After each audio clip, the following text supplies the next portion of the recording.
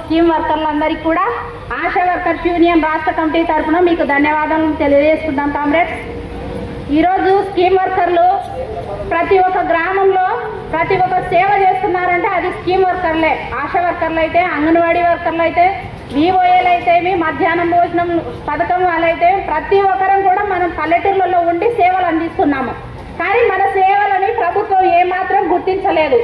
Anganwadi worker, ASHA worker లేకుంటే ఊర్లో చిన్నపిల్ల తల్లులు గర్భవతులు 3 నెలల గర్భవతి అప్పటి నుంచి ఆశా వర్కర్లు ఎంత పోరాడుతూ ఉన్నారు గర్భవతుల కోసం, అంగన్వాడీ వర్కర్స్ ఎంత పోరాడుతూ ఉన్నారు గర్భవతుల కోసము. వాళ్ళకి ఏదైనా ఇబ్బంది వచ్చినా రాత్రి ధర్నా అనేది జరుగుతూ ఉంది. ప్రతి ఒక్క జిల్లాలో ఈ రాష్ట్రం అంతా కూడా స్కీమ్ వర్కర్ల ధర్నా జరుగుతుంది. స్కీమ్ వర్కర్లు ఎంతో శ్రమలతో బాధంతో చాలా కష్టాలకు గురవుతున్నారు. స్కీమ్ వర్కర్ల పైన రాజకీయ వేధింపులు అనేటివి ఎక్కువ ఉన్నాయి. అలాగే స్కీమ్ వర్కర్లకి కనీస వేతనం 26,000 అని చెప్పడం జరిగింది, ప్రభుత్వ నాయకులు చెప్పడం జరిగింది. ఇప్పటి వరకు స్కీమ్ వర్కర్లకు కనీసం జీతం అనేది పెంచేది లేదు. అలాగే రిటైర్మెంట్ బెనిఫిట్స్లో అని చెప్పారు, అవి కూడా సరిగా ఇచ్చిన పరిస్థితి లేదు. స్కీమ్ వర్కర్లు, ఆశా వర్కర్లకైతే ఈ కూటమి ప్రభుత్వము ఆశా వర్కర్లకు వేతనాలు పెంచుతామని చెప్పే విధంగా జరిగింది. కానీ ఇప్పటి వరకు అయితే పెంచేది లేదు. ఆశా వర్కర్ల కనీస వేతనం 26,000 ఇవ్వాలి.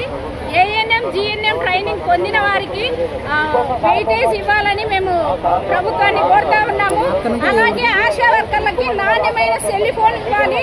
అలాగే యూనిఫామ్ అనేది కూడా ఇప్పుడు 2 సంవత్సరాలు అవుతుంది, మాకు యూనిఫామ్ ఇచ్చిన పరిస్థితి లేదు.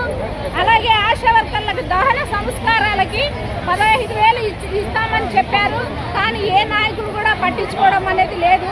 అలాగే ఆశా వర్కర్లకు 10,000 జీతం ఇస్తున్నారు, కానీ పిహెచ్సిలకు వెళ్ళడానికి రావడానికే 3-4 వేలు ఖర్చు అవుతూ ఉన్నాయి. పిహెచ్సిలకు వెళ్ళినప్పుడు టీఏలు ఇవ్వాలి ఆశా వర్కర్లకని ప్రభుత్వాన్ని కోరుతా ఉన్నాము. అలాగే 10 లక్షల గ్రూప్ ఇన్సూరెన్స్ అనేది ఆశా వర్కర్లకు ఇవ్వాలి. మా కుటుంబాలు ఇన్సూరెన్స్ లేకుంటే రోడ్డులో పడే అవకాశం ఉంది. అలాగే ఆశా వర్కర్లకు గ్రాడ్యుటీ మీద సీల్ పెట్టారు, ఆ సీల్ అనేది ఎత్తివేయాలని మేము కోరుతా ఉన్నాము.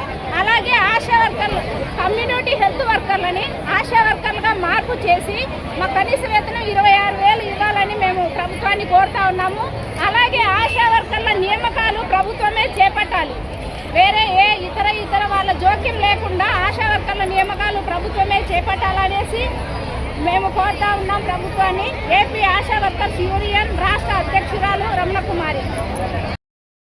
మేము డిమాండ్ చేయడం జరుగుతుంది.